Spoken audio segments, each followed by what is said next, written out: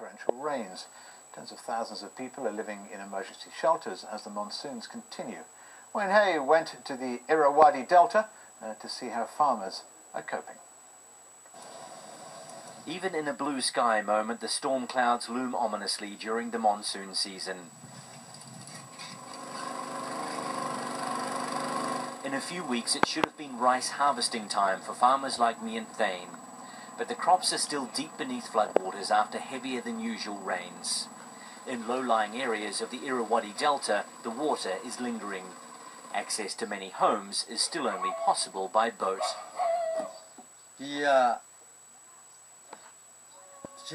The floods came very suddenly and caught us by surprise. The water also came up much higher than what we've experienced in the past. I'm a farmer and it's destroyed my business. But rather than sit around and wait for the water to drain away, the work goes on. The water has receded here, but the level is still too high for planting to start again. Still, these farmers are trying their best to repair the damage in the hope they can get a new crop going soon. And once again, they say they are doing it on their own without any help from the government. It may be on a much smaller scale, but this flood has brought back memories of Cyclone Nargis in 2008, which devastated Myanmar's Delta region. The lack of assistance from the military government at the time was widely condemned.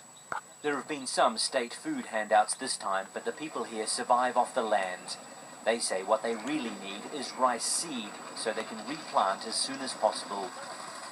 When he toured the affected area, the president himself promised they would supply it, but it hasn't arrived. We really need more seed and farming equipment. A lot of our equipment was lost in the water. Many schools have also been affected. Some have shut completely, while others have moved to temporary classrooms where children are crammed into small huts. And the monsoon season isn't over yet. The weather department has forecast more heavy rain through until next month. For those already struggling to keep the water out of their homes, that's a forecast they hope is wrong.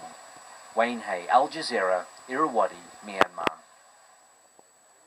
Aid agencies are calling for urgent international help to help prevent rising global food prices amid warnings of an impending crisis. According to the World Bank, food prices worldwide rose by 10% in July alone. The drought in America is partly to blame. It's the world's biggest exporter of maize and soybean. There's also been a very dry summer in Russia, Ukraine and Kazakhstan, which together account for a fifth of the world's total wheat exports. And the UN predicts that cereal stocks will keep falling until the end of next year at the earliest. Well, Kazakhstan's grain production is expected to fall by more than half because of the drought. As part of our series Feeding the World, Robin Forestier-Walker reports from the Kostanay region on the problems that is causing. Kazakhstan's wheat farmers are having a miserable harvest. Alexander Belausov says there hasn't been any meaningful rain since May. Officially, 600,000 hectares have been lost to drought. Some of the farmhands say it hasn't been this bad since 1975. Well, to get a sense of just how hard hit this part of Kazakhstan has been, the wheat here barely grows up to my knee. On a good year, it would be chest high. It's the same dismal picture across the country. Silos are struggling to replenish themselves. 2011 saw a bumper harvest in Kazakhstan of 27 million tons of wheat. Predictions for 2012 range from just 10 to 13 million tons. And that is driving up grain prices. This year the wheat price has gone up, but the price of the bread is kept on the same level because of the government involvement. President Nazarbayev wants to keep food prices stable. State reserves sell cheap grain on the domestic market. But Kazakhstan's a net exporter. Economists warn that its neighbours are already experiencing price hikes. Tajikistan, Kyrgyzstan, Uzbekistan, for various reasons, rely on imported wheat and rely on Kazakhstan for over 90% of their imported wheat. Poor households spend a lot of their income, most of the majority of their income goes on food. A lot of that is wheat products. So the knock-on effect on poor households is going to be immediate. For a country the size of Western Europe, Kazakhstan can easily meet its neighbours' demands. More investment and technology will improve yields, but there's no fix for a fickle climate.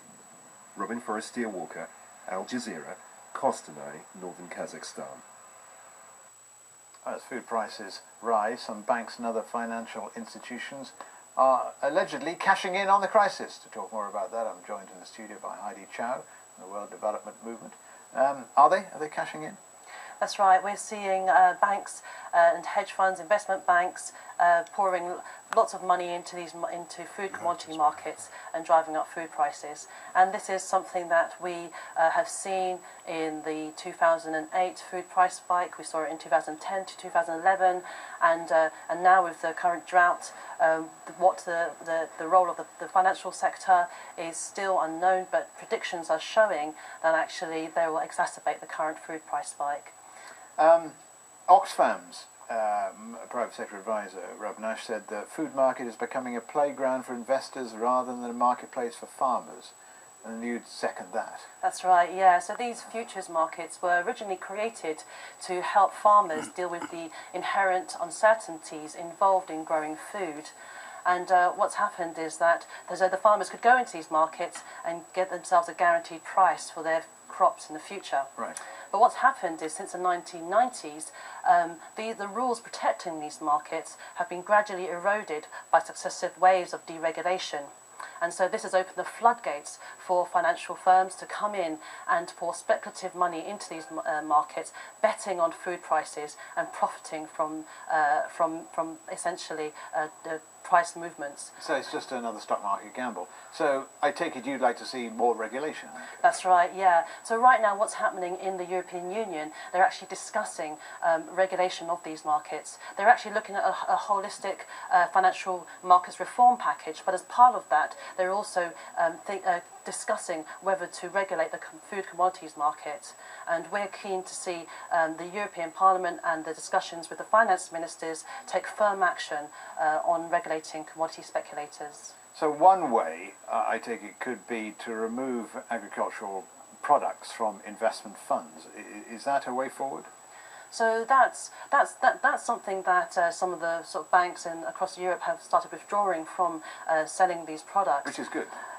However, it's a voluntary action, so at any time they could reinstate these activities. What we're calling for is regulation which would rein in these speculators across the board so that they can't keep playing havoc with food prices. After all, food is something that every person needs, and it's not something that we can sort of mess around with in terms of But isn't the point that there is enough food to go around? It's just sometimes in the wrong place. That's right. So there is, at the moment, I think the world is producing enough food. There are issues about poverty, and there are issues about distribution, and issues about access. But what we're seeing with commodity speculation on food prices is that these banks are coming in and actually affecting the prices of food. And food prices... You mean the banks are pushing the prices up? That's right. And actually, food prices, higher food prices, impact the poorest people the hardest because they spend a greater proportion of their income on food. And so when they're faced with food price rises, they have to make tough choices in terms of do they give up their children's education or healthcare in order to afford the food that they need to eat. So it has not just immediate impacts on people in terms of hunger, but also longer term impacts on their prospects and their future development as well. And so that's why we think that food is such an important issue that the decision makers in the EU need to take firm action. All right, Heidi Chow, many thanks indeed for coming in. Thank you very much. About 3,000 people have been evacuated from communities surrounding Nicaragua's San Cristobal volcano.